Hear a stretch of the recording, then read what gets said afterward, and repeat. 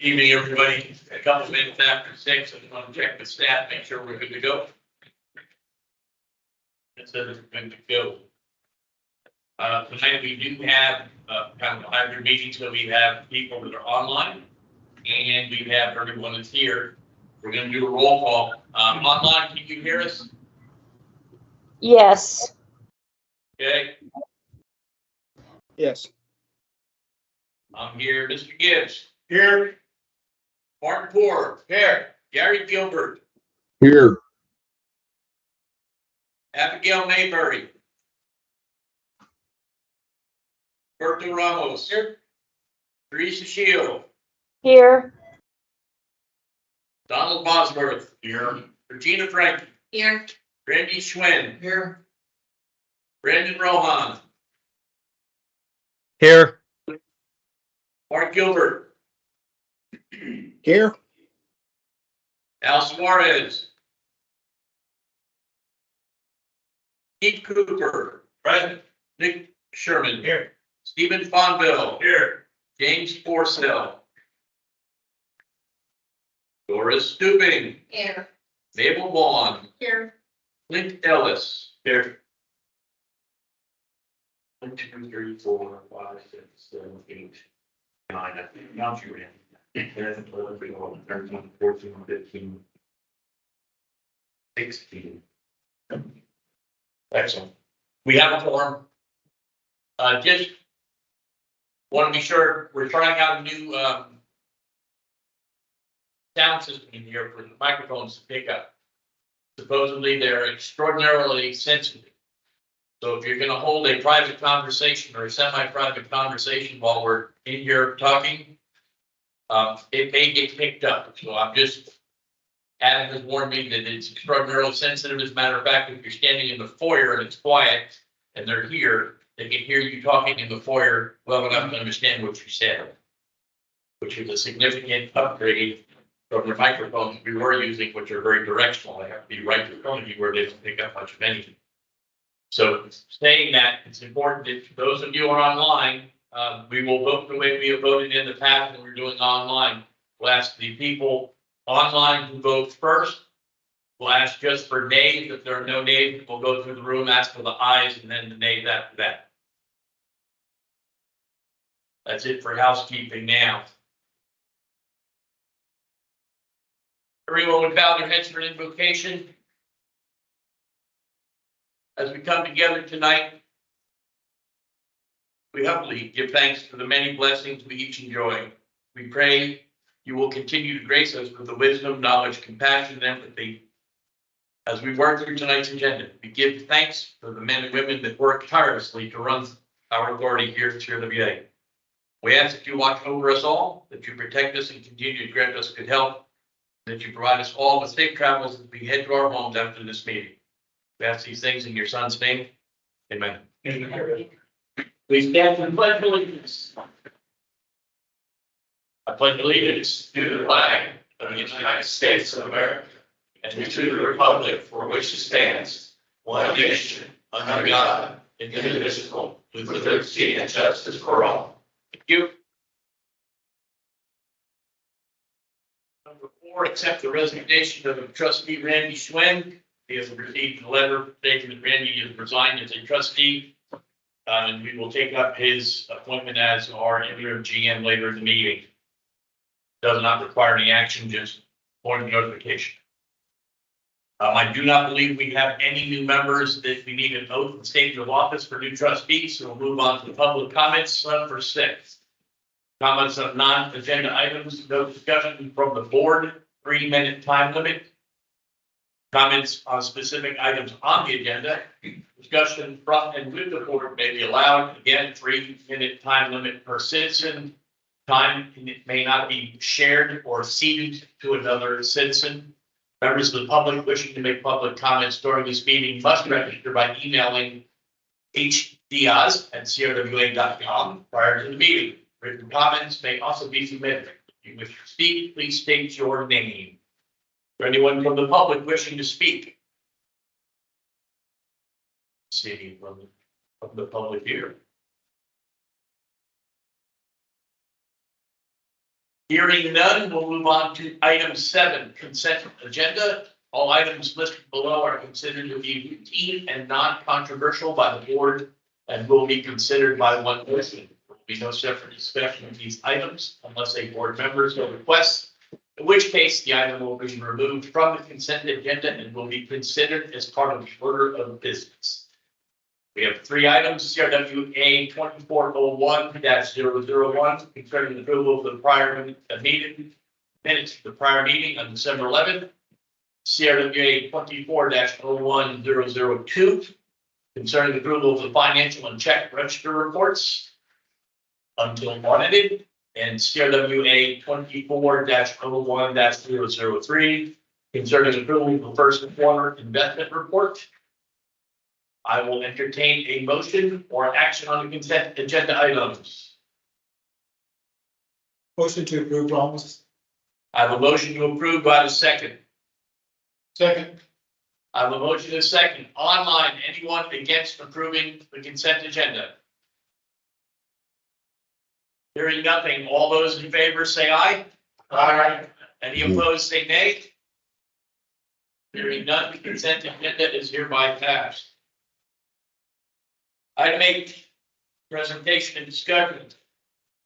Tonight we have a presentation from Armstrong, Vaughn and Associates Professional Corporation will present the FY 2023 audit and the report thereon. And I will turn it over to Mr. Vaughn. Thank you. Everybody probably knows my name is Bill Vaughn. We're the independent CPA hired to audit the books. So our job is to make sure that the annual report you have is accurate to within a small margin of error. So we've done our due diligence, we've tested these numbers, and we agree this report's accurate.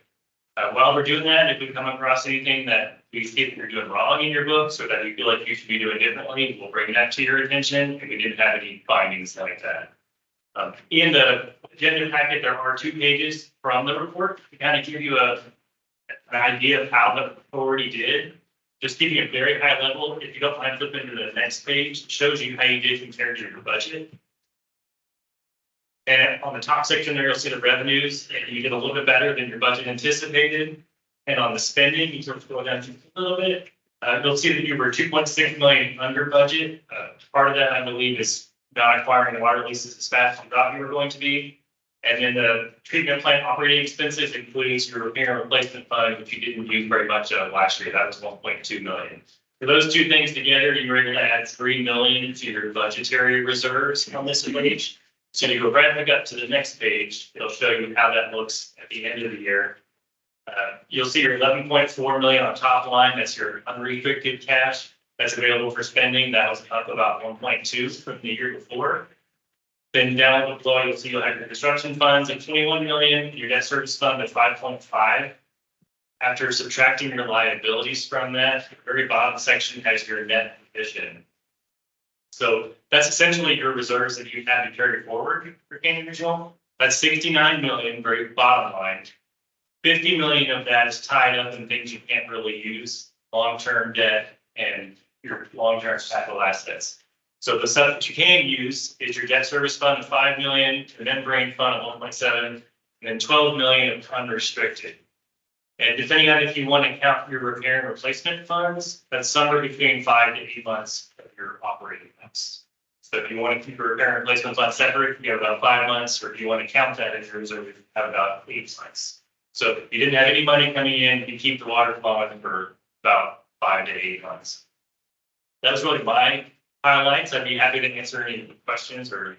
So I have a quick question. And a lot of us that work for other entities, we're used to saying the words unqualified as far as your statement or your recommendation on our position. Did you address that? Yes, sir. It's unqualified opinion or clean opinion. Yeah. What you want. We said these are good numbers and we didn't have any qualifications to say there's anything here that we thought was incorrect. So unqualified means that you didn't have to qualify something to make it work out. Essentially, that means that all the numbers were good. You didn't have to challenge putting the audit together, backstopping the information or coming up with a number you're contributing. That's correct. Does anybody have any questions or comments on it? I have a question. Martindale Water. Martindale WSC has filed with CRWA communications alleging that NWSC account for the Ace Colo working facility was not being properly credited with the dollar amount due to crystal clear overusing the water from the Ace Caldwell water plant or facility. Where in the audit are the receipt of Martindale WSC's claims recognized? My understanding is that the claims are between the entities and not a claim against Canyon Regional per se. So it's something that the entities are gonna work out, and once they do, it really won't have any impact on the financial statements. And it'll be duly noted. Yeah, if there's a decision made and it says this is what's gonna happen, then that would absolutely be noted that there's money to be exchanging hands. Whenever those kinds of issues come up, I'm not an attorney, I like to pretend, but I'm not an official attorney. So we usually ask the attorney for their opinion on what the situation is. And so I know there's been some disagreements, but nothing that would relate to some kind of liability being created on Canyon Regional, which is why it's not referenced in the annual report. Thank you. Any other question or comments on the audit?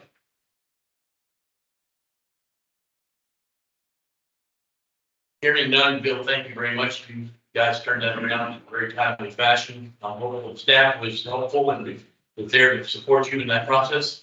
Yes, very responsive and very helpful. Appreciate the staff. Thank you very much for making sure the audit runs smoothly. It's always nice to have the audit come back this early in the year. Not everybody can pull that off, and I appreciate us being able to do that. I believe there's an action item later in the dependent informal action on the audit. Mr. Clear, can we go ahead and do the evidence item? So he's like here all night. We can. Give me 1 second. We can find that. 11A. 11A, CRWA 20, general business, CRWA 2401-004 concerning acceptance and approval of FY 2023 audit. The resolution would be the acceptance and approval of the 23 audit prepared by Armstrong, Vaughn and Associates. I'll entertain a motion if that is due. Move to approve. I have a motion to accept. Second, Martin Ford. I have a motion and I have a second on that. Online, anyone against adopting the budget? Audit. I'm sorry, the audit, not the budget. Forgive me. Anyone against approving the audit as delivered? Martindale will abstain. Hearing none online. In the room, all those in favor say aye. Aye. Those opposed say nay. I abstain. My daughter works in the firm. Thank you. Mr. Fonville, you're abstaining as well? Yes. 2 abstentions. Everybody else was an aye. So I believe that's 14 ayes, 2 no, 0 nays, and 2 abstentions. Thank you very much.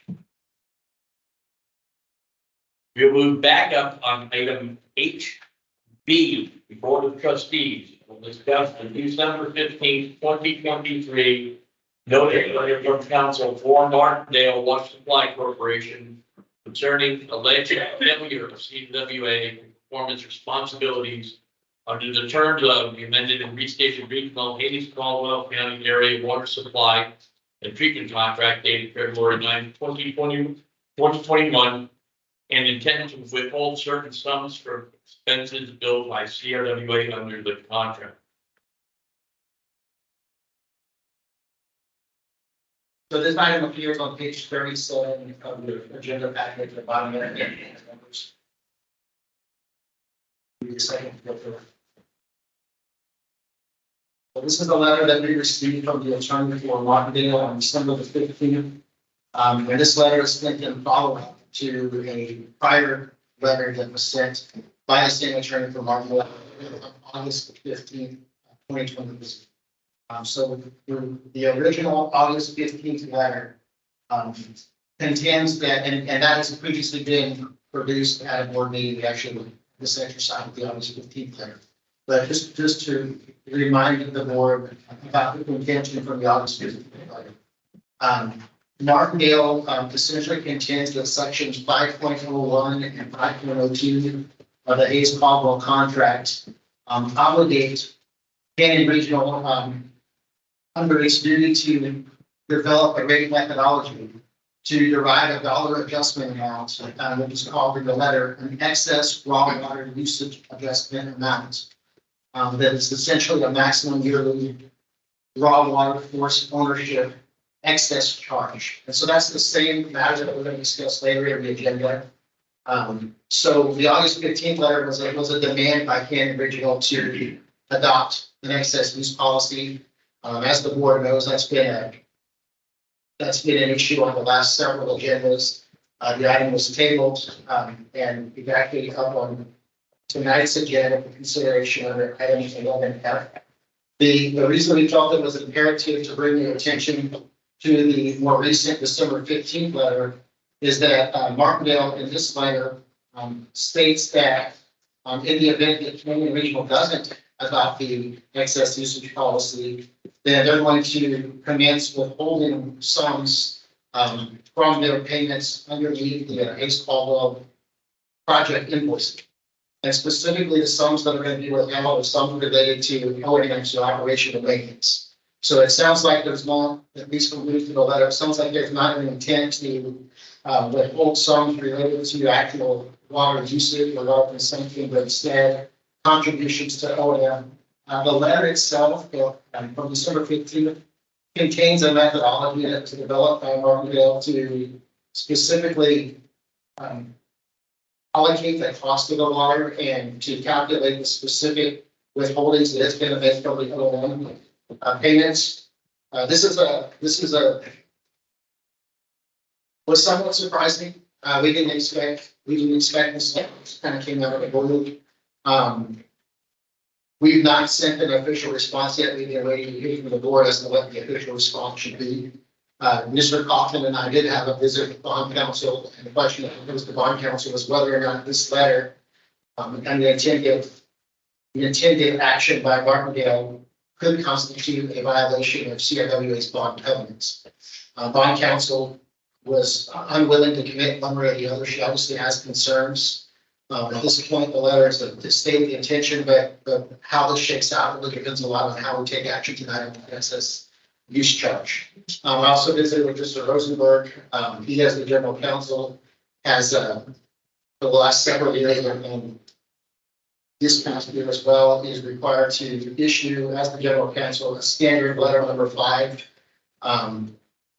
talking about whether or not there's any known conflicts, any known issues that relate to CRWA's financial position, and whether or not there's any pending or threatened litigation or claims, including unasserted claims. So his last letter was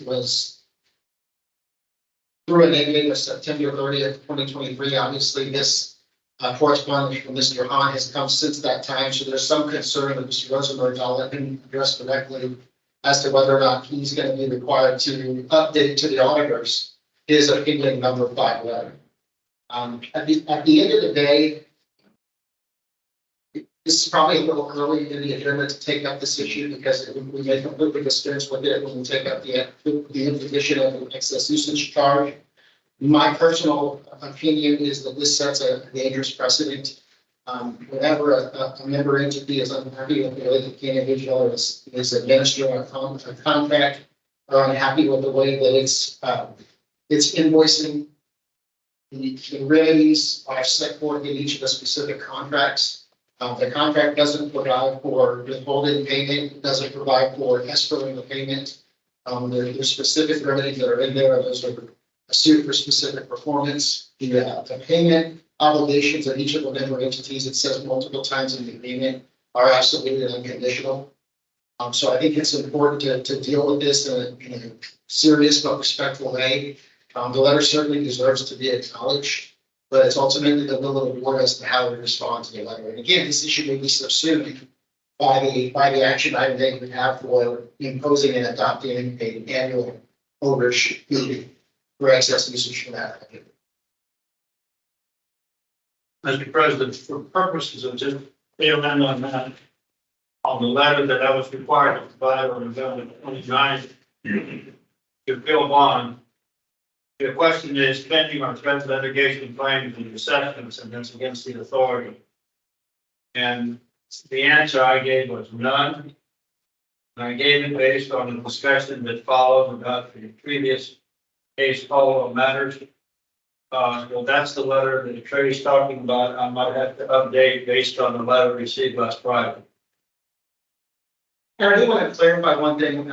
I think that to Mr. Fonville's point, I think that Martindale's correspondence through its attorney clearly asserts a claim against Cambridge. The August 15th letter expressly says CRWA has failed to develop a rate methodology. CRWA is responsible for developing a rate methodology. And so the letter doesn't quite use the term default or breach, but it certainly unequivocally states that Canyon Regional has failed in a responsibility that Martindale contends CRWA had. And that language is echoed, and the August 15th letter is incorporated by reference in the December 15th letter. And so it's a little different than a claim amongst the member entities. Clearly, there's an assertion that Canyon Regional is not doing something that Martindale contends it has to do with it.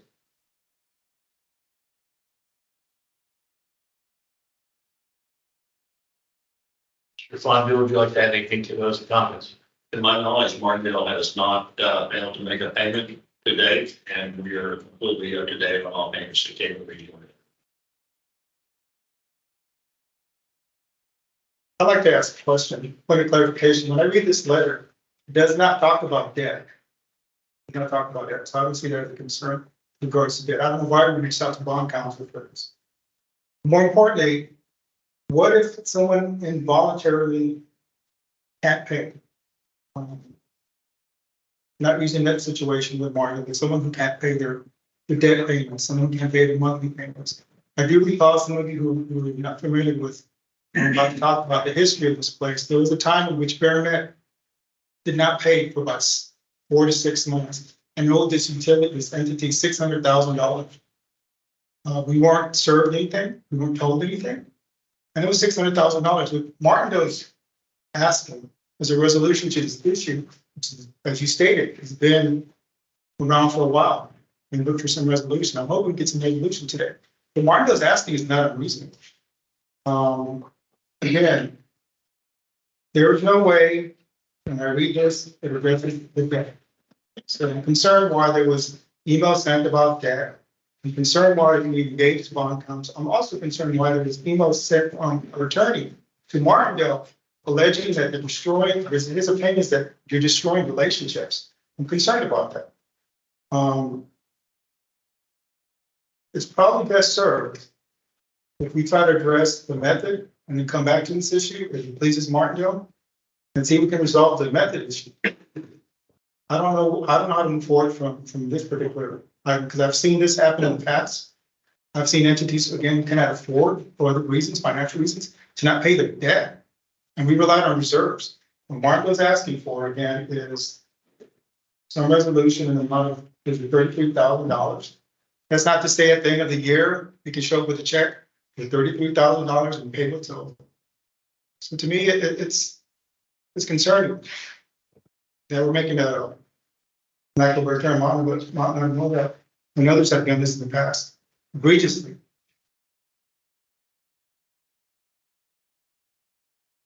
I do want to make clear one point. It's in the letter, and certainly it's a question mark at least for me, which is Martindale clearly says that they intend to escrow the funds, so they're not going to go spend the funds on something else. It's unclear from the letter whether they intend to escrow the funds in their own account or in a CRWA account. And I think that's an important distinction. The letter is also clear that the withholdings will begin in January of 2024, so now, but that they will relate to what Martindale contends are overages for 2022 and 2023. I do agree with Mr. Ramos that at this point in the meeting, it's premature to really do anything with this issue. Obviously, we're going to take it up later at item 11F. I did send a response to counsel from Martindale that clearly said it's my opinion and not the opinion of CRWA that this letter is, and I'm paraphrasing my own email, that this letter is counterproductive for the relationships and our efforts to try to preserve the relationships through this very stressful, very contentious event that's been going on for over a year. And that was to some degree born out of my own frustration for the hundreds of dollars that we have in trying to facilitate some sort of harmony on this and come to some sort of agreed resolution. But I was very clear in my message that that was my opinion and not the opinion of the individual. I know you your opinion today. And only then will we send a formal response to this letter.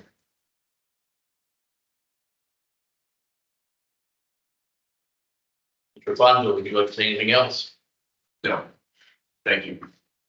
Anybody else have any comments in relationship to this, letter and comments made in reference to the letter?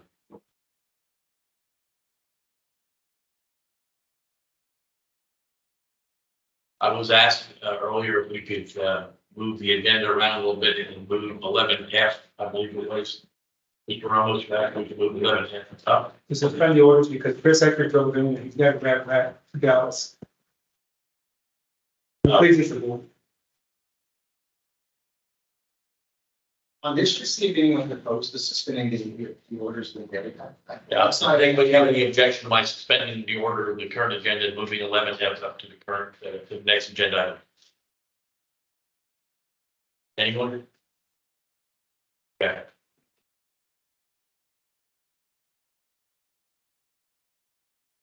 What we're gonna do is we'll move 11F. The next agenda item, CRWA 23-11-078, printing an annual overage charge procedure. This was then placed on the agenda by Trustee. Consider, discuss, and possibly take action concerning resolution 23-11-078, adopting an annual overage charge procedure developed by New Strategies and Solutions LLC to be applied when the contractual annual allocation of treated water is exceeded by a participating member of the amended the restated regional paved Caldwell County area water supply and treatment contract dated February 9th, 2021. Richard, you ready? Ready when you are, sir. Looks like you got your PowerPoint up in front. All right, very good. Turn this over to Chris Eckert. Thank you so much. Want to make sure everybody online can hear me okay as we move into this. Please, okay.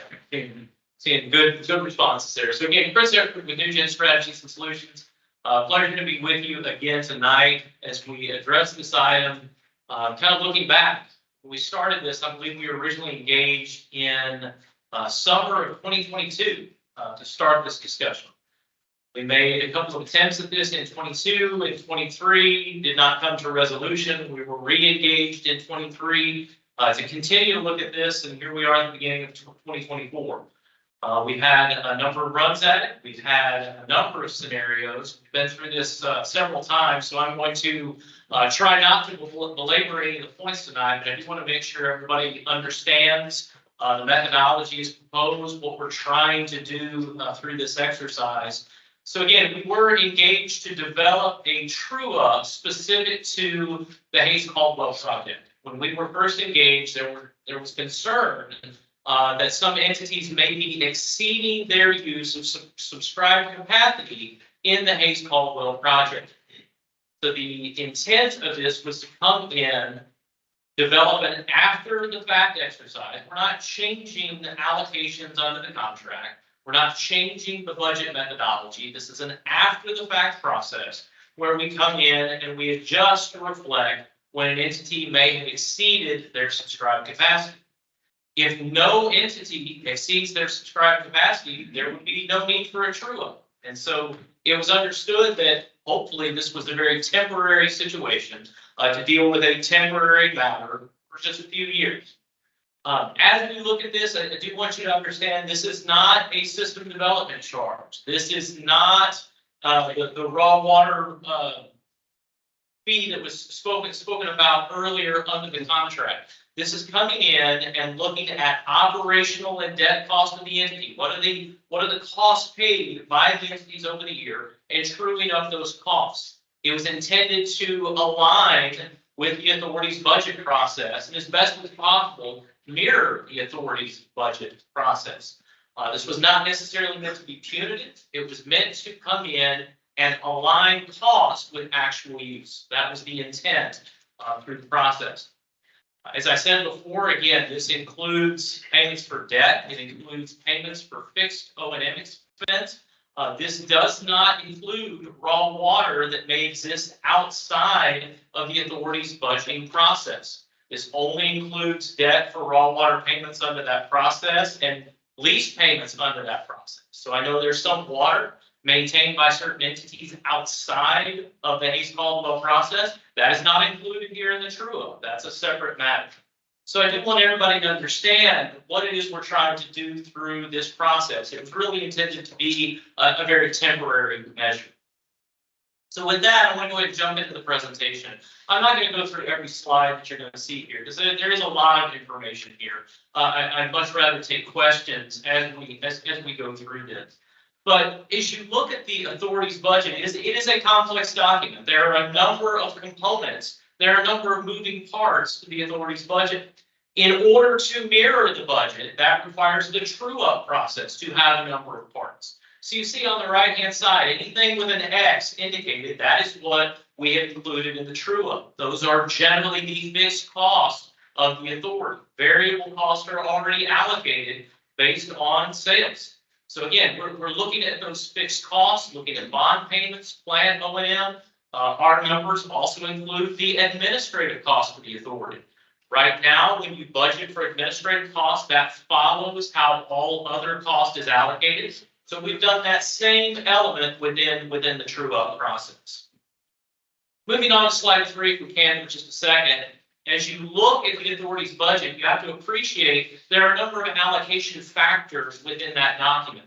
Those allocation factors are based on the various contracts as they are applied to the components within the budget. So here you see 3 different contracts, the 2003 amounts, the 2021 amended contract, as well as the contractual capacities associated with raw water. So as you look at this true-up, it invariably follows that the true-up will vary based on the subscribed capacity for the different components. So what do I mean by that? If we can go ahead and move on to slide 4. This is a high-level summary of how this true-up process is intended to work. What we've done is we've gone in and used the authority's budget. We're using the fiscal year 24 budget for these calculations. We've developed a unit cost by component for the authority. So we've taken the budget and we've broken it down into these elements. For example, the plant bonds, that's $1.09 per 1,000 gallons. Water bonds, the raw water bonds, that's $1.02 per 1,000 gallons. And you see how that shakes out for the other components. But again, as these components are allocated differently to the entities based on the contracts, that means you have to come in and look at how capacity is used over and above within each of those components. So as you look down at the bottom part of that table, you see the volumes that we're looking at relative to true-up. Only when an entity were to exceed those volumes that you see there, would that true-up amount apply. Again, if no entity exceeds their volumes, their subscribed amounts, there would be no true-up. What you see here is based on a per 1,000 gallon basis. On the next slide, you're going to see it based on a per acre foot basis. We can do this either way. So if you go ahead and go to slide 5, thank you so much. Again, we're just taking the volumes that every entity is subscribed to. We're developing a unit cost and we're developing the true up from that process. To give you a little more insight into how this works, you can go ahead and go to slide 6 if you don't mind. What I've done here, this is just looking at the treatment plant bond component. Again, earlier on the table, you saw all of the different components that were in place. Here, we're isolating just that treatment plant bond component. The total annual cost in fiscal year 24, $1,062,000. We then came in, we looked at the total subscribed volumes and developed a unit cost. To that, we then assigned an administrative cost addition. Because again, we're mirroring the authority's budget process, allocating administrative costs based on cost of service. So ultimately, that's how you get to the unit cost under all of these true up elements. We've done this for every component in the process. So again, that's just a kind of a snapshot of the process, how this is developed. If we can back up just very briefly to, let's go back to slide 4 if you don't mind. So again, as we met with the entities, our last meeting with the Hayes Caldwell entities would have been in November. We produced a memo from that meeting, and I believe that memo is available to you this evening. We met with the entities to try and determine a path forward. Is there consensus to move forward with a method? There were a number of questions that come into this process. Should the true up be based on a calendar year? Should it be based on a fiscal year? How should this process be done? How should those true up funds be collected from an overusing entity and credited to an underusing entity? So in this meeting, we went through this process, and it was the majority of the participants, it was not consensus, but a majority of the participants wanted to see this true up process done on a calendar year basis. And so they asked us to run these numbers. So if we can move off the presentation, there's a spreadsheet that I had provided to the authority earlier. We recently received the December 2023 volume. And so what we did, end of last week into today, we rerun these calculations. So I believe you should have a PDF titled True Up at the top. There we go. So again, and this is available to you in printed form this evening, but we come in, we've updated this based on a calendar year 2023 process. And what we've done is we've applied the fiscal year rates that were in effect for the part of fiscal year 23 that was in effect during the calendar year, and the part of fiscal year 24 that was in effect for the calendar year. In doing this process and going through this, we have prorated the subscribed volumes between the 9 months in the prior fiscal year, the 3 months in the current fiscal year. And if you scroll down for me, down to the bottom, you can trace this through. You can see the unit cost. You can see how we've gone through this process. And over to the right, what you're going to see is the results of this process. Ultimately, at this time, we calculated an overage charge to Crystal Clear of a little over $166,000. And then we have returned those monies or credited those monies back to the entities that did not overuse their capacity. All this was done on a per component basis. It was done based on the contracted amounts. So we have tried to follow the entity's request from our prior meeting in preparing this for you this evening. So that is a high-level process of how we've gone through this. Again, we are doing our best to follow how costs are allocated, how entities are paying those costs. I know I've kind of skirted through some details there, because we have been through a number of meetings on this at this point. But I am happy to answer any questions or clarify any steps in this process for anyone here this evening. Can you explain who is the beneficiary of 6% administrative cost? So the administrative cost is the overhead cost of the authority. Everybody, every entity benefits from the administrative cost. All we've done here is taken the administrative cost as assigned to the Hayes Caldwell entities, and we've come in and we've reallocated that based on usage. I feel I did not answer your question. Maybe I'm not understanding what the administrative cost is. This is 6% above and beyond the per acre cost of water. So again, as we look at the administrative cost, that's the cost of administrative staff, the authority, your general manager, your accounting staff, the individual. So that my money you've given on top of the cost. Yes, sir. Understood. Thank you. I apologize. No worries. No worries. Can we have? I want to make sure I'm following the process here. A non-trustee member speaking in reference to this. I don't want to get too far off into the screw. Mr. Foos, for what it's worth, Mr. Rosenberg, this will be quick. I've got about 2 or 3 questions. I, of course, represent the trustees here for Crystal. Now, let's answer the question, please. Sure. So in recent history, Mr. Foos, we have allowed a non-trustee to speak on behalf of the trustee. But we've also denied that privilege to an attorney for a member issue. So we've been a little bit inconsistent in our own process very recently. I want to make you aware of that fact. And then since Mr. Rosenberg's still here, so we're going to counsel, let him answer your question. For the sake of the open discussion, I recommend you let Mr. Terrell speak. Paul, go ahead. Yeah, Mr. Cruz, Paul Carroll, I'm here on behalf of Crystal Clear.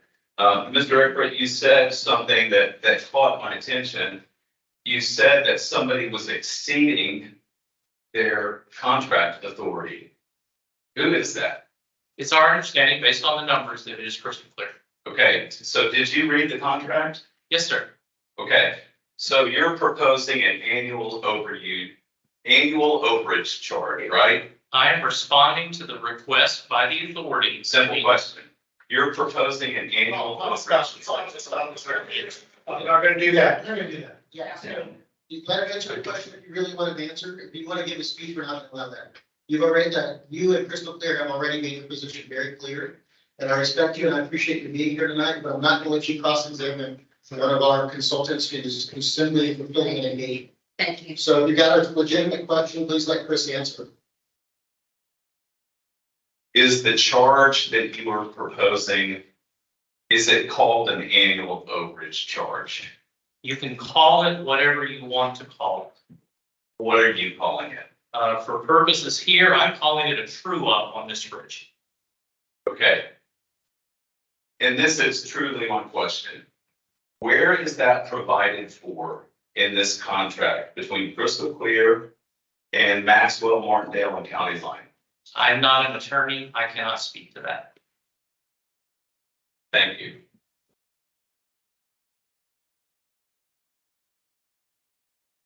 I'd like to have some thought here. So I believe there's a page 1 that says Canyon Regional Water Authority calendar year 2023 volumes. On this page, there's a red line. Crystal Clear has exceeded the annual usage of 152.79. That's what it states. Mr. Edgar, many of us have been working on this for more than a year and a half. Trying to resolve this. If you look at what's being used, that water is coming from the other entities. Other entities water. Within our board packet, on page 52, there were 2 numbers. There's a number on the top and there's a number on the bottom that says 152. So I'm not sure which number it is. Nevertheless, we've been trying to resolve the situation. We had a meeting on the 29th, which Chris Eckert is correct. We had a meeting at the board of trustees, which was tabled on November 13th. Our intent is to develop the method, bring some resolution to this. Majority of that water is coming from county line. We've been very diplomatic this whole process. We've sat in meeting after meeting after meeting, trying to find a resolution. We passed numerous resolutions. There were actually one resolution, I remember, where we engaged Chris again to do this after a year working on this. I'm begging the board to make a resolution, move this method forward, and let it move forward. If you look at what's also within the board packet, I believe it's page 55. Somebody who's familiar with in a lot of things when they say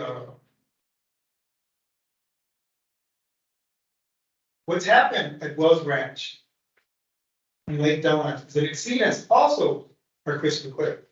My question to the staff of Canyon Regional, is there a method to recoup those costs?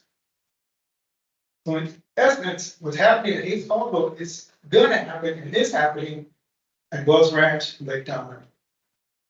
All we've asked for the past year is trying to resolve this. I believe the method is restated again. It was stated about a year and a half ago. It's the same method, it's the same number crunching, it's the same process. As a matter of fact, a year and a half ago, it was cheaper. It was cheaper. We spoke with Crystal Clear. We talked about a phasing process. She didn't have it in her budget. Regina stated she did not have it in her budget. We understood.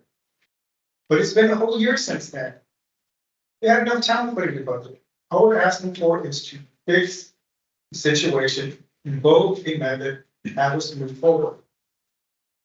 I also like the November 29th meeting. And my board member Tracy Shield was there on workshop. We stated this action by Crystal Clear at 152 acre feet has happened numerous times throughout the history there. We're asking for 2 years reimbursement of this water, this money. It's not fair. Riverford came to us, county line, and asked us to enter into a lease. We cannot do a lease for the simple reason, although we have the water, there's no pipeline, we cannot do a lease for the simple reason we have regulations, requirements with CQ. We need that. We've asked crystal clear, just pay what's there and let's move forward.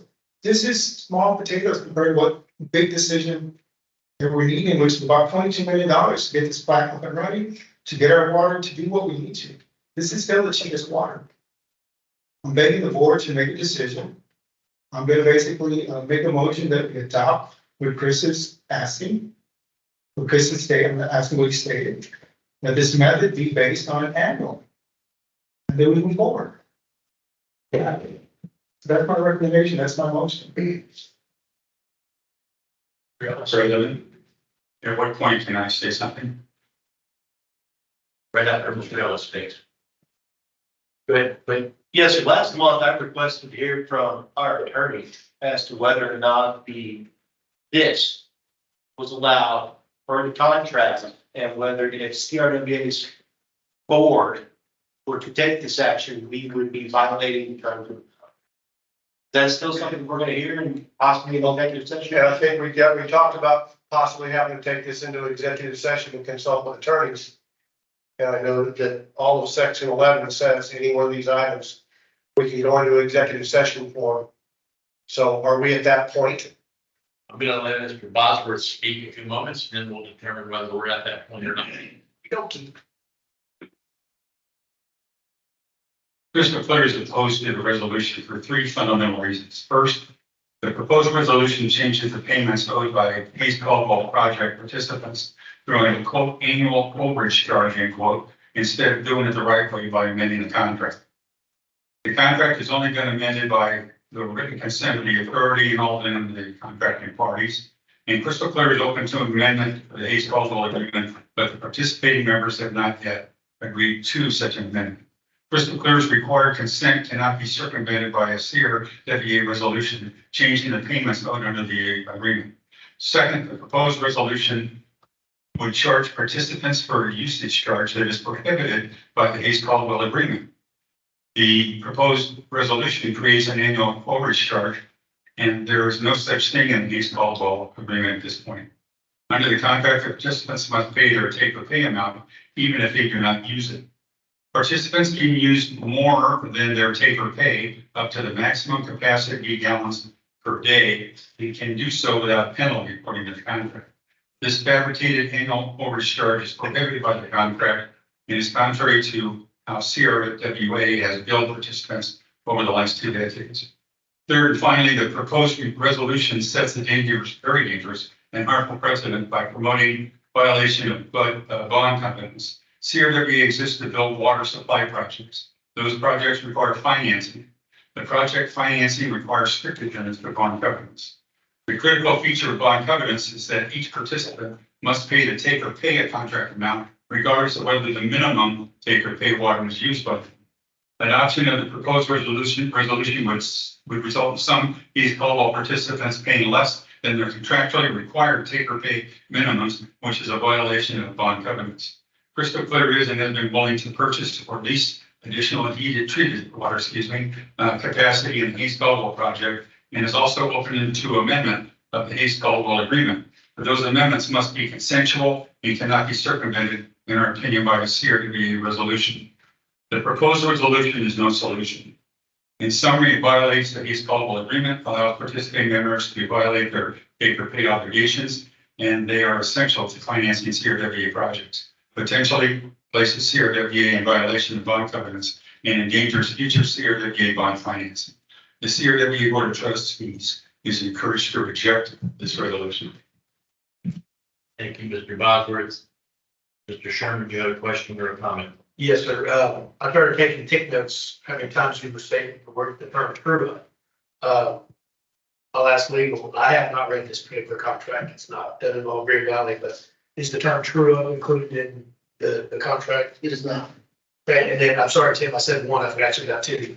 On slide 5, you include line use in your summary. Thank you, whoever's running the show there. Thank you. Line use, you included in your calculation, but at the top of the presentation, you exclude line use from what is to be considered a true up. Can you explain? There is a component, if you go back to slide 2, if you don't mind, there's a component under line use, the GBRA pays Caldwell line. That is what we're talking about relative to line use. There's actually 3 subcomponents in the budget associated with line use or haul line use. We're truing up that one component. It's confusing to me. I understand. That you use the same term, you say yes and say no, Understand. but I'll be done. Mr. We have, Chair, we have other lines that run around this. Right, since I'm the new guy. Yeah, no, I'm just kidding. We have other lines that run around this system where some of us use part of it, some of us use more than part of it, some of us use very little of it. We're all owners of that line use, and if you overuse the line, there's a true up. Those who've been around a bunch of years remember in 2014, 2015, when Green Valley and Cibolo got into a tip over usage of a line. And it turns out that Green Valley was over pumping through a line. They were exceeding their capacity that was being transferred down a line, and Cibolo took offense to that. And then we were charged with the same problem, came back from Green Valley that we were doing the same, and then it was turned out Cibolo was in a unique position where we had no control over when water was delivered to us. That it was at the option of option of CRWA when water was delivered to Cibolo at that point in time. We had no control valves and we didn't have a SCADA system. So we had enough storage capacity where they only sent us water when it was advantageous to CRWA to send us water. So if you only send me water every 72 hours, I'm going to get over and I get the pumpage. And we argued that out. It took us about 6 or 8 months to argue that all out. In the end, there was a true up that occurred. Chris, I don't remember if you were part of that conversation back then or not. I think you might have been. There was a true up, and obviously at that point in time, Cibolo agreed to a true up from Green Valley that basically made everybody whole. That we thought we didn't get any money from that. It went into the system. We didn't get a check. They got the Cibolo, it just went into the system and basically put it in the login. This is a little bit more complex than that, because it's not just moving an extra 50 gallons down a pipeline. This is substantially more complex in that we're actually using someone else's own water, for lack of a better term, if I may. I don't want to oversimplify it, but own capacity, your own capacity. And, you know, if I have 8 bottles of soda and you want 2 of them, but you take them and don't pay me for them, I'm probably not going to be happy about it. So that's, and I'm actually oversimplifying this a bunch, but this is kind of how this all gets going. So this isn't the first time we've had a true up. Berkeley, you remember when we went through that whole true up process, and we've done all the way through. It turned out that it was true. We didn't have control over when our capacity got delivered. So blaming us for being over is kind of disingenuous when, in all essence, they just sent me water when they wanted. And contrary to that, Green Valley had the ability. They had water control valves and were taking water at times. And they were over capacity in the mid-city pipeline. We've addressed all those things and changed those things.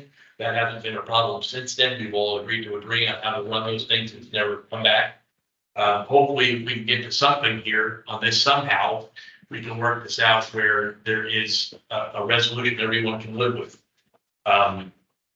The contract we had in mid-cities didn't have, to my knowledge, and I know Brandon might remember this, I don't remember the contract with the mid-cities pipeline having a true up capacity listed specifically in the bond covenants as well. However, what's right is right, and what should be done is what should be done, and what the value of that is what really is at contest here. And I'm not going to go any further on my soapbox on this. I think we may have a little executive session here at some point in time. Mr. Ramos, you might say one more thing? Mr. President, based on Robert's rule of order, there was a motion. I don't think he allowed enough time for a second. I might be wrong. But there was a motion on the table going to discussion. Typically, it's a motion with second and discussion.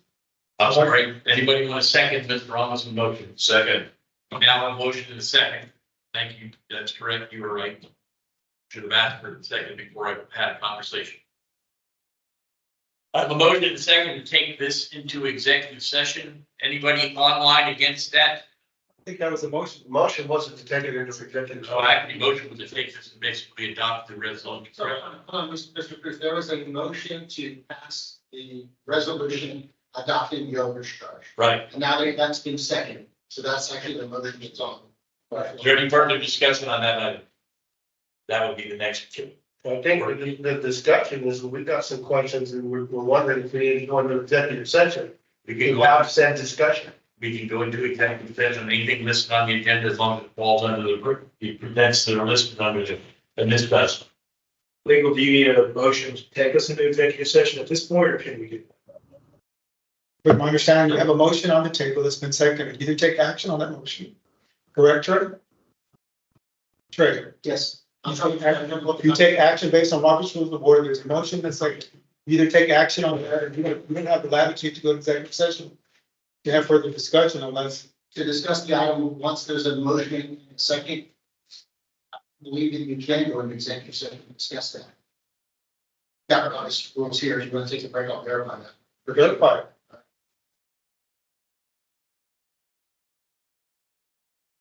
Gotcha. One for Johnny. Adam, while we're doing that, we still to Hannah, the 2021 state agreement. Yeah. So we can look at. I'm not gonna vote on it. I'm not gonna be in that. I don't understand what we're doing, and I don't want to mess with the contract. That's my personal opinion.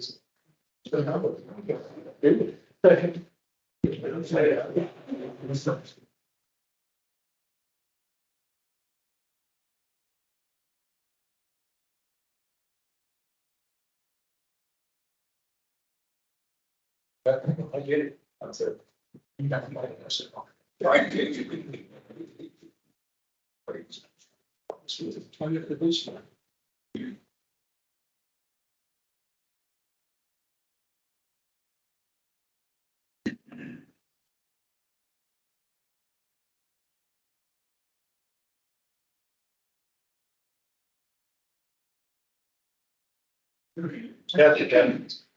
it.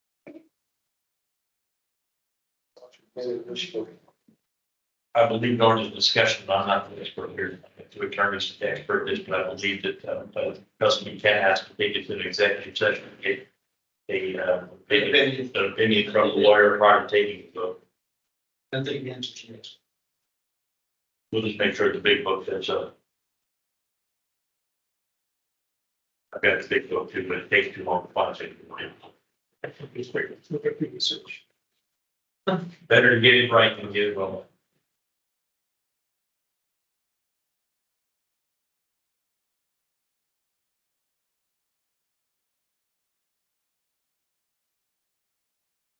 I'm supposed to bump the answer.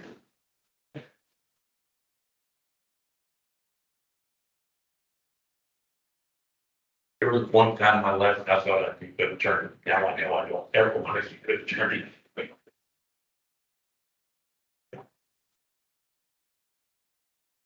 One that I want to be careful. 25 years ago, with attorneys, so thank you. No offense though, right? No offense, please.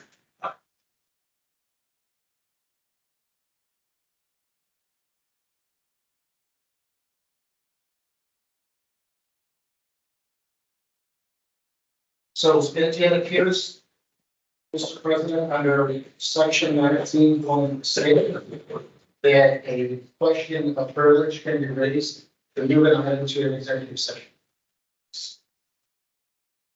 If anyone wishes to raise a question of privilege, move this into executive session. I do. Acceptable. At this point in time, we're going to move into executive session at 7 p.m. Everyone who is not a trustee will be asked to vacate the room.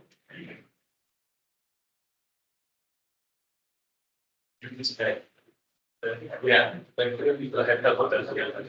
You stay too. We got another here, it's got 14.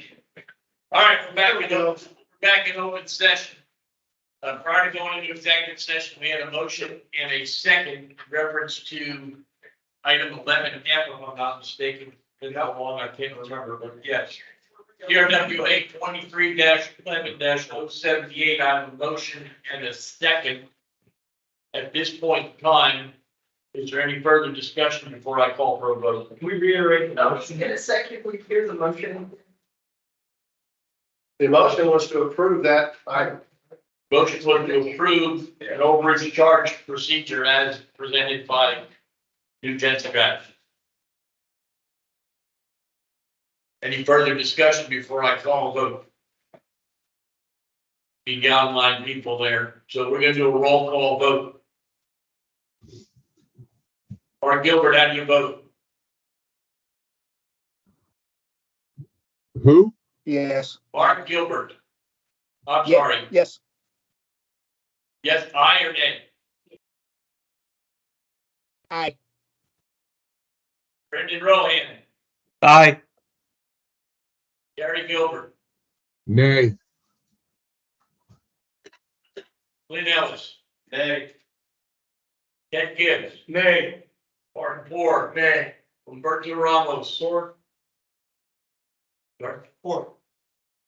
He wants to. Four. Yeah, Aye. Four. Donald Bosworth. Nay. Regina Frankie. Nay. Steve Cooper. Nay. Nicholas Attorney. Nay. Stephen Fonville. Aye. Mabel Bond. Aye. Doris Stubing. Aye. Vote nay. What does that give us? 5. 9 days and 6 days. 6 ayes. Yeah, I. Motion is defeated. 6-9. 6 ayes, 9 nays. Is 15 the number? 15 should be the number. Okay. We got 1, 2, 3, 4, 5, 6, 7, 8, 9, 10, 11, 12, 13, 14, 15. 15 is the number, that's correct. The total up. The number shall be 15. Motion is defeated. Do we need direction to staff in reference to what was discussed? We already have enough information. We don't need to go over that any longer. I think we have that. Very good. All right. We're gonna go back to where we belong, which is item 8. D.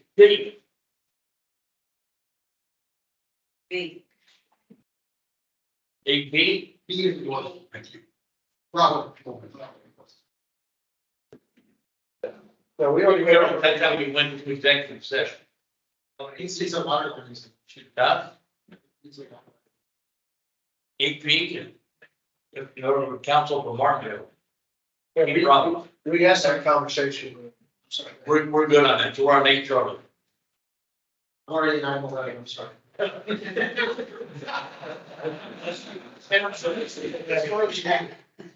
We look at the score. I vote with Trey. What is it? Wait, no, sir. Nobody wants to know the score? 20 to 13. Mr. President, is quorum 12? Is it quorum 12? Form's 11. 11. Okay, thank you. We have 15, present. I need the excuse for a few minutes.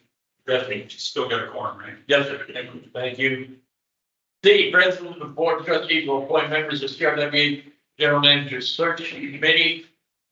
Following people are hereby appointed to the Search Committee. Myself, Brendan Rohan, Steve Cooper, Tracy Shield, if she's able to be present, Martin Ford, and Regina Frankie. I've visited with everybody except for Tracy, because she's not here tonight. All 5 have said yes. Construction Committee, I'm adding 1 person to the Construction Committee, that's Nick Sherman. And then item D,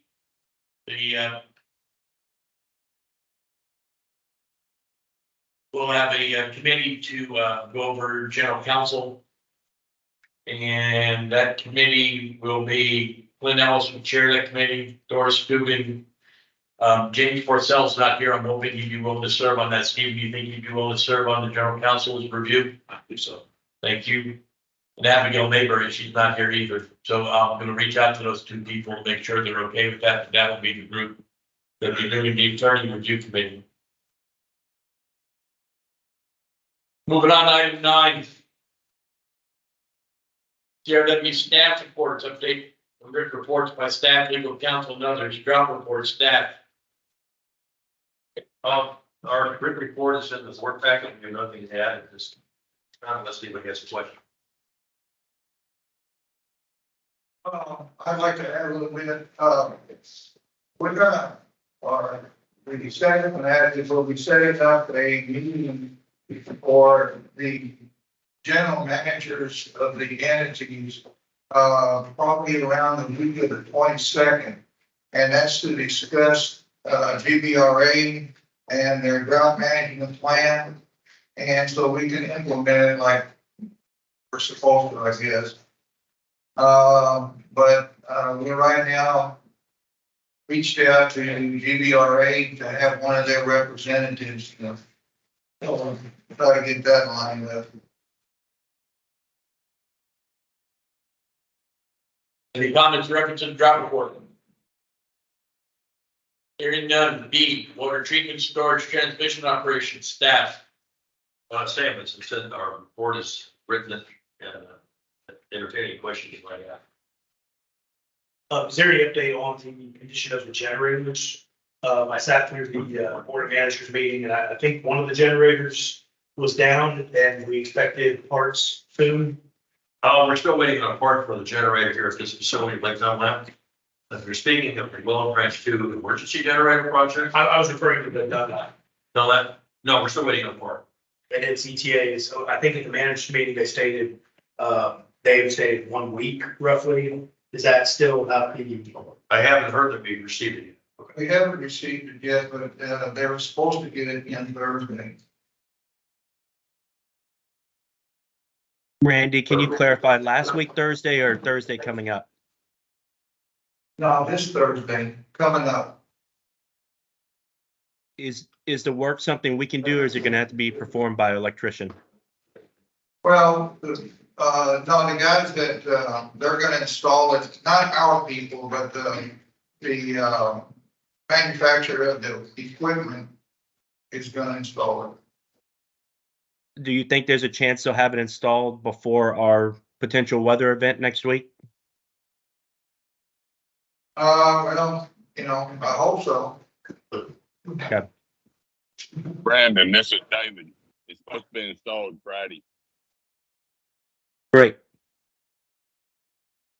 Thank you, David. You didn't come through real clearly, but you said it's supposed to be installed this coming Friday, correct? Yes, correct. Thank you. Any other comments on water treatment, storage, and transmission operations? Hearing none, we'll move on to Wells Ranch 3 projects, staff. Well, I have nothing to add other than what's already written in the report. We do have I will comment that we have an application before the Dallas County to increase our production by 920 acre feet. And I believe that they will take up that application tomorrow evening, following a hearing concerning the management plan. I don't know what the likely outcomes of that will be, but that's what I understand. Will we have a staff member present? Yes. We will also have legal counsel present. Okay. Any comments on item C? Hearing none, we'll move on. Item D, request for qualifications. An update on RFQ for general counsel, RFQ for construction administration, RFQ for electrical engineering design services. Now, nothing to add to what's in our report. I will say that we received 5 statements of qualifications for general counsel, construction administration. We received 1 statement of qualifications from 1 engineering firm, which is being reviewed, and we received 3 statements of qualification for electrical engineering design services. That would be very good.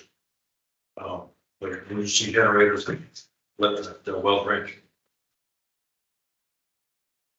Anybody have any questions or comments on D?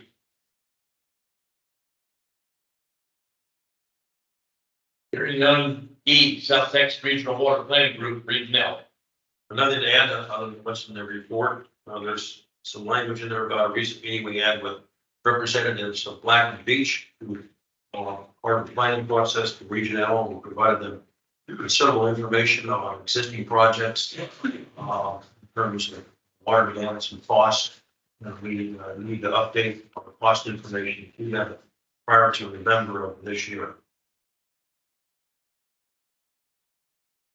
Any question or comment on E, Regional? I would add that all of our projects are eligible for SWIFT funding if we decide to pursue that. With the exception of Well Branch 2, because it's pending the possible litigation that needs to be resolved.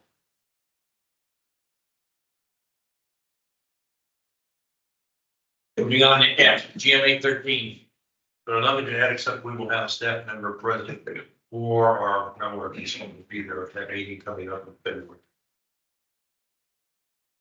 Any questions or comments on F? Hearing none, groundwater district of Guadalupe and Gonzales counties. Nothing to add here. I will say that there is a meeting, I mentioned Gonzales County tomorrow at 5 o'clock. There's another meeting at Thursday, I believe it is Guadalupe County. They would like to hear our thoughts and the presentation regarding many of their rules pertaining to the Wilcox Aquifer. And Adam will be present at that meeting. That's in Seguin. Any comments or questions on that one? Moving on to H, legal legislative matters. Treasurer Lou. Lou or Trey? I just want to mention that everybody that's a member of CRWA should have received a report on the 28th concerning a PFAS. And I don't know if that's happened or not. If it hasn't, I'll try to get it to staff so it can get distributed. It's an update on when or not to participate, and it looks like they're going to change the standards to provide the PFAS as part of a highly difficult chemical to deal with and change its classification. So all of you need to be aware of it. I'm going to suggest that the president can take it up in another meeting. They're considering declaring it as the substance. Certain forms of PFAS. Which it is. I've got a request, I got to ask. So at the next, when we have this discussion, can you tell us what we did, Canyon Regional? Whether we joined? We did not join. We didn't take any action on it. We took it up at the item on 7G in October, and it's been just information item since then. Okay. I was unaware of that. I don't know what action we took. We took no action to join. We were solicited by an attorney firm, basically going to class action process at that point in time. We didn't have enough information to make an informed decision, so we took no action at that point in time. I've asked you to keep us informed as that changes and more information become available. There may be a point in time where we have to be involved, but I don't believe we're at that threshold yet. Ray, anything? Just a couple of things. Apologies, I've not yet filed a tri-hundred lawsuit. A couple of the other items that are on the agenda took precedence and were time sensitive, so I'll have it filed by the end of the week. And when I do, I'll send a copy to Randy and make sure it's circulated to the powers that be. I did prepare a separation agreement from Mr. Kaufman.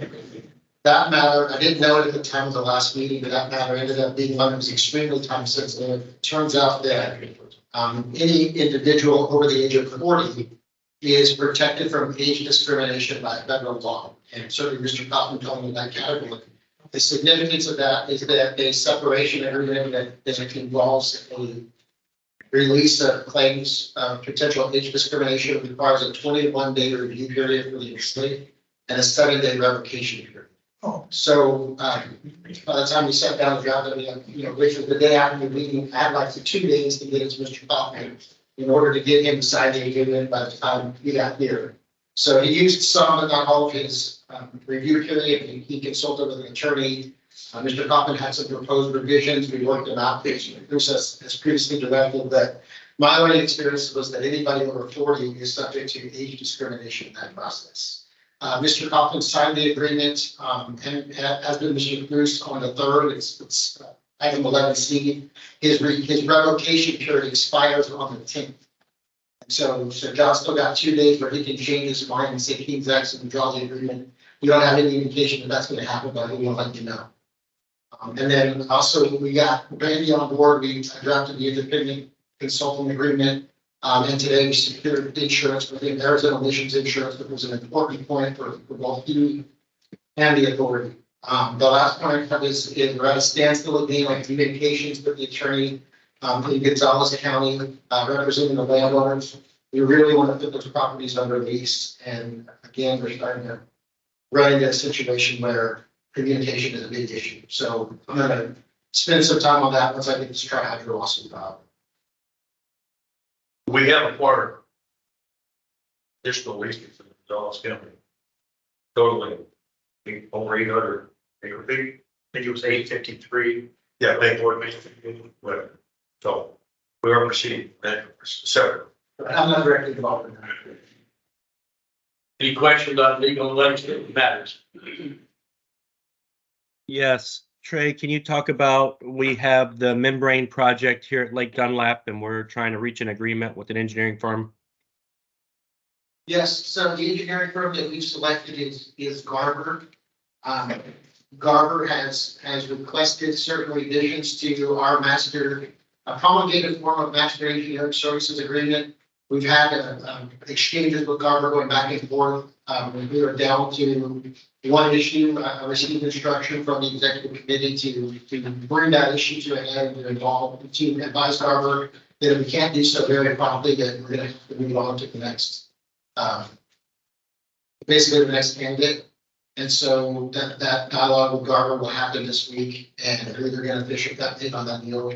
We have made some concessions with Garber, as we have some of the other engineers, so to certain portions of the promulgated agreement, but it's been the direction of the board over and over that we try to stick as close as possible to the promulgated form that we approved. And so we're going to reject some of the proposed changes.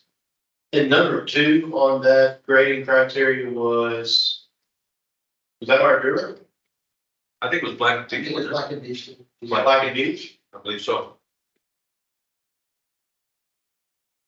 Great, thank you. Any other questions related to legal and legislative matter?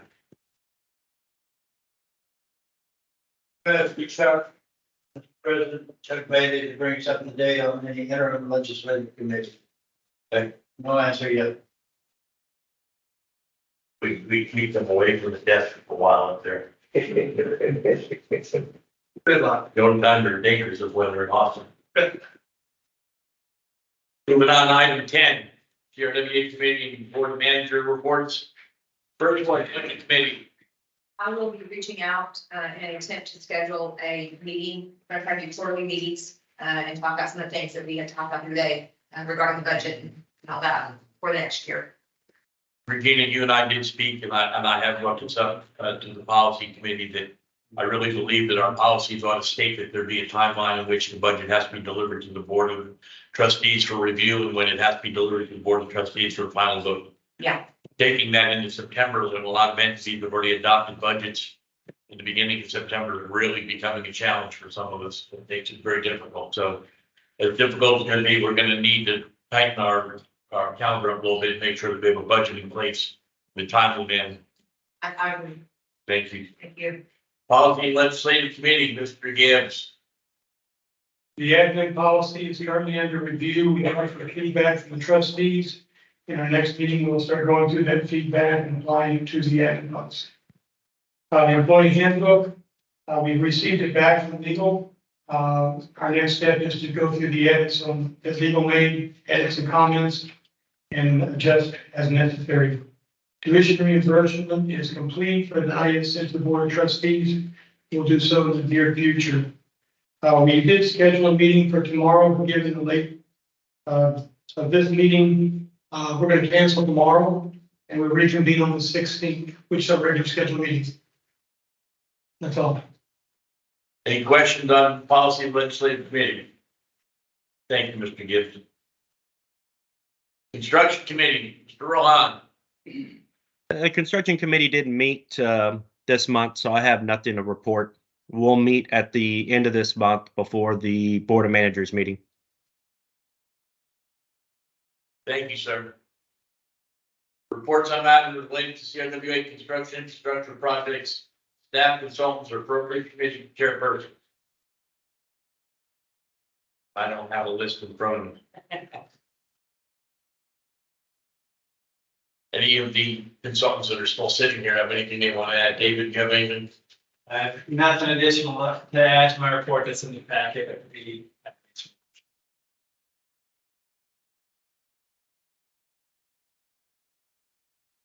Run that people.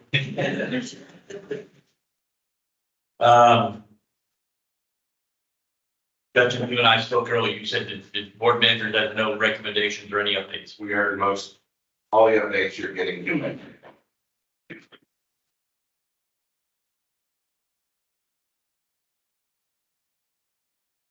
Which is item 11, general business. We've already taken action on item A on the audit. Item B.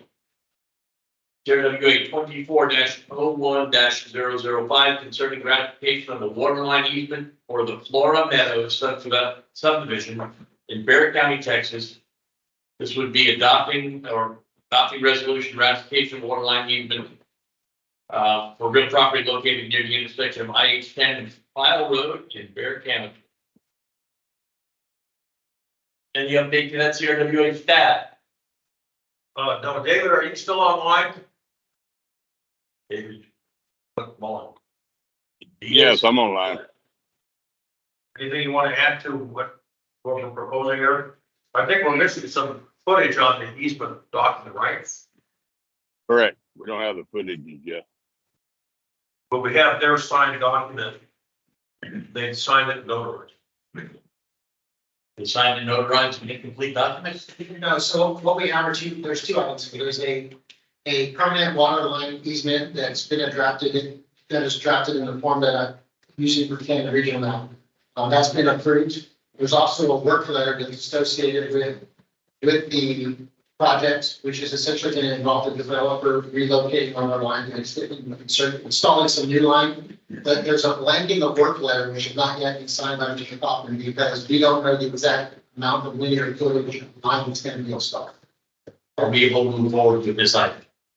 We've already approved this item. It's a ratification. The water line easement is what's being ratified, and that's fine and complete. The work letter, I'm going to make sure that Mr. Kaufman or his successor does not sign it until the plan submitters. Perfect. Motion to ratify. I have a motion for ratify. Second. I have a motion and second. Online, anyone opposed to this motion? All those in favor of this approve of this motion, say aye.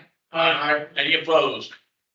Hearing none, we'll move on to CRWA 24-01-006 concerning ratification of the executive separation and release agreement signed by me. This is a resolution, execution of certain executive separation and release agreement by and between CRWA and Jonathan Kaufman, and approving all terms and conditions of such agreement, including separation date of January 12th. I'll entertain a motion. So moved. We had Dario. Got him first. And him second. Motion made by Clint Ellis, second by Umberto Ramos. Anybody online against this motion? No. Hearing none, all those in favor say aye. Aye. All those opposed say nay. Motion passes 15-0. Item D, CRWA 24-01-007 concerning ratification of consulting agreement for interim general manager services. This would be the execution of consultant agreement of interim general manager services by and between CRWA and Randy Schwinn, approving all terms and conditions of such agreement, including effective date of January 2nd, 2024. Motion to ratify. I have a motion. Questions about the contract? There were two independent contractors, the line that the district will remit to consultant a form for the. So that should say Form 1099. So what you have here, not the final version, the final version actually says Form IRS 1099. Okay. And, 5, it should be 1, 2, 3, 4, 6 line, it should be paragraph 4A and not 3A. Has that been corrected? I believe that it has. I have to go back and look at this, probably an earlier iteration of this document. We were, in fact, it is because what you see here, so the fact is not signed by Mr. Bruce. The final version of the document, which means that at least the first draft, and go back to. And it's actually executed by Mr. Bruce. And again, they're up against the wall trying to get this agenda packet out. Okay. So you have it, we don't have the last, we have the last two, so. Okay. I'll make another one. I have a motion by Mr. Ford, a second by Mr. Gibbs. Online, anybody opposed to this amendment, this agreement? Which means I have a question.